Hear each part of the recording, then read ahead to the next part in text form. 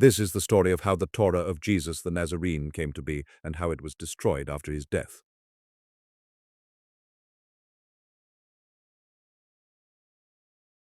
King Cyrus looks out over his empire and sees what troubles every ruler of many peoples.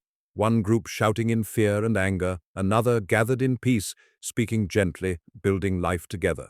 He does not know how such different clans can be ruled by one law. Cassandra tells him this problem was faced long before, when her ancient grandmother ruled Egypt. Queen Tiye discovered that power need not rule by force alone. She devised a way of writing, consonants only, a single text that could speak in two voices. Those inclined toward violence would read a god of fear, strict, punishing, absolute. Those inclined toward peace would hear something else. That what one gives returns in kind, that generosity begets generosity, that mercy invites mercy. And so, one book could govern two kinds of people, one by fear and one by love. Do unto others. After Cassandra's Torah was complete, Judean priests and scribes were released. Ezra and Nehemiah brought the Torah to Jerusalem. Nehemiah taught the version governed by fear. In the beginning, God created. Ezra taught his students to recognize the signal hidden in the text, that Elohim, gods, had been reduced to El, God, where the plural was erased. The Nazarene reading was to be restored, Son of Man, Father Light, Goddess Mother. Nehemiah translates El as two, but the text tells another story. Abram is 99 years old. Yahweh has been silent for decades. It is not Yahweh who appears, but El Shaddai. I am El Shaddai, she says, a god with breasts, a mother goddess. You will no longer be Abram, father exalted. You will be Abraham, father of compassion. Your descendants will be merciful, forgiving, compassionate. El Shaddai renames Sarai, Isha, Ora, woman of light. Your descendants will be known as Baal and Asherah, but you must be persistent, for Yahweh's prophets will attack you again and again, seeking to destroy the mother. In Nehemiah's translation of Genesis 40, the baker is hanged, just as Joseph had interpreted. Ezra's reading reveals another voice. The baker is woman light, Tia Elah, Kisar's firstling, Elah, the mother of Joseph.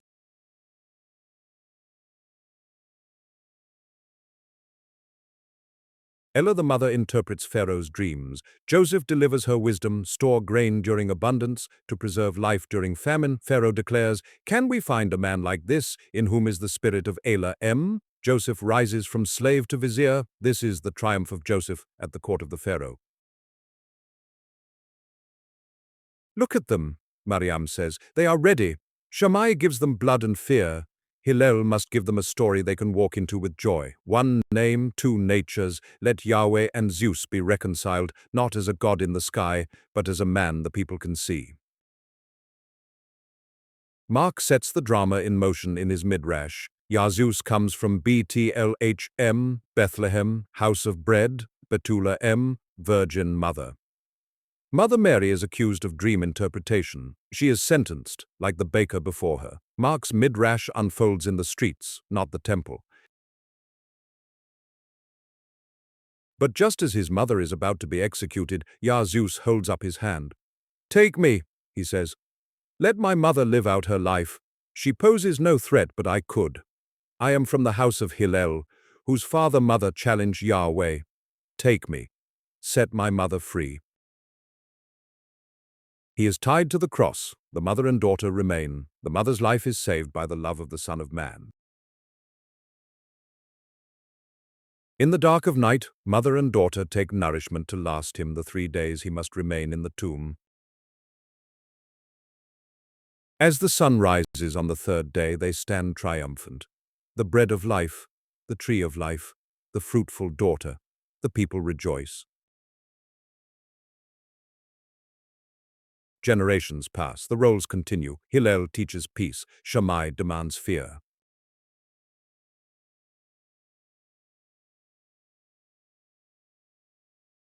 The house of Hillel prospers, while the house of Shammai goes dark.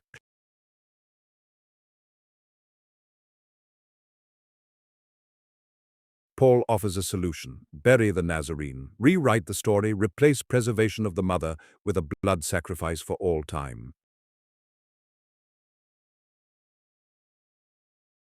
Gamaliel offers compromise. Paul will have none of it. Warned of pending violence, the emperor sends soldiers for Paul and places him under house arrest in Rome, hoping to quell the voices of Yahweh. Around 61 CE, Paul arrives in Rome. He is placed under house arrest. He speaks freely to a small circle of men. He shares the story of Jesus from Nazareth, son of Yahweh, who died on the cross as a sacrificial lamb. He remains in Rome for 2 years. As Paul prepares to leave Rome, the author of Acts leaves a cryptic clue. Paul reads from the book of Isaiah 6:9-10, "Go and say to this people, keep hearing, but do not understand. Keep seeing, but do not perceive. Make the heart of this people dull, and their ears heavy, and blind their eyes, lest they see with their eyes, hear with their ears, understand with their hearts, and turn, and be healed." Paul then concludes, "Let it be known to you that this salvation has been sent to the Gentiles. They will listen." Acts of the Apostles ends here. Isaiah's conclusion is glaringly ignored.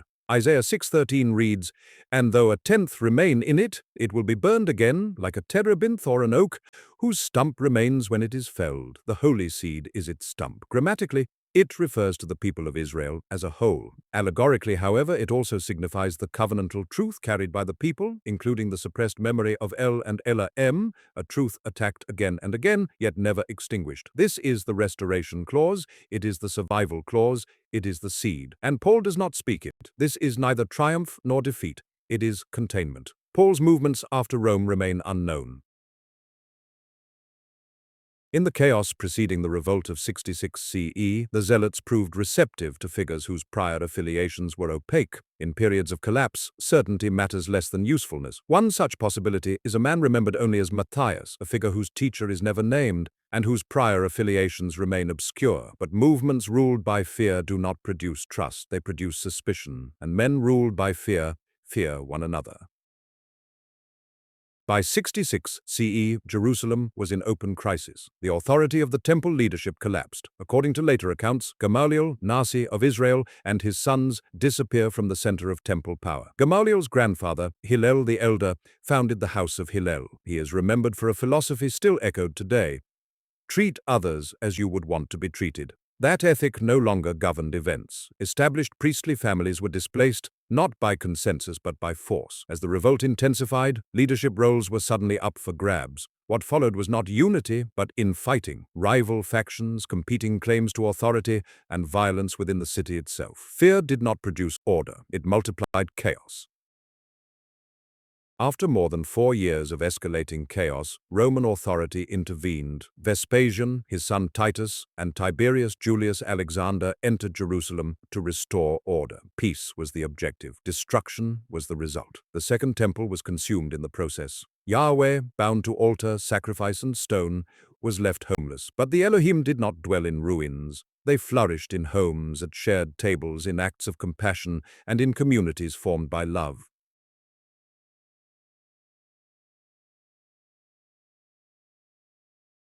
Paul the Apostle was restrained for denying the Nazarene. More than a century later, Polycarp of Smyrna was burned for restoring him. In this series, that restoration is traced through an enigmatic exposé, the tradition remembered as the Acts of the Apostle. One voice was contained, the other was silenced by fire. Both outcomes served the same purpose: to control what could be remembered. Polycarp, Bishop of Smyrna, a guardian of texts, an insider. He did not lead a revolt, he did not command armies, he preserved what others sought to hide, and when he was discovered, the fire was prepared.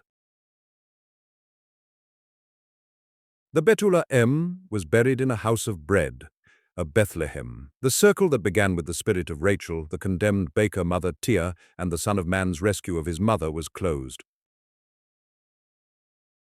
The monument in honor of the baker was covered, but her story endures, encoded in stone, too valuable to destroy.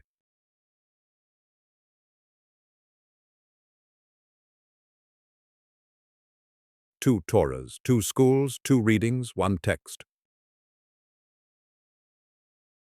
As Philo explains, many precepts are delivered enigmatically, then one takes up the holy volume and reads it, and another of the men of the greatest experience comes forward and explains what is not very intelligible. For a great many precepts are delivered in enigmatical modes of expression, and allegorically, as the old fashion was.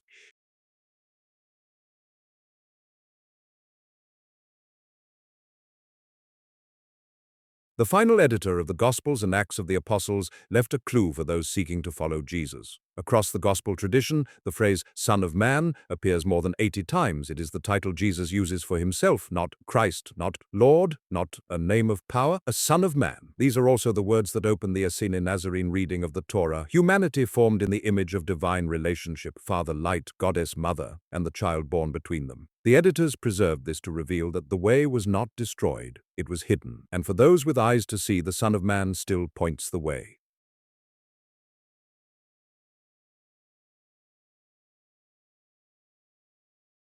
The Gospel of Thomas, saying 114, preserves a stark exchange. Simon Peter said to them, "Let Mary go away from us, for women are not worthy of life." Jesus said, "Look, I will draw her in, so as to make her male, so that she too may become a living spirit resembling you males. For every woman who makes herself male will enter the kingdom of heaven." This is not a celebration, it is an exposure. In a world ruled by male authority, women were remembered only if they appeared as men. The saying preserves the cost of relevance, not transformation, but disguise.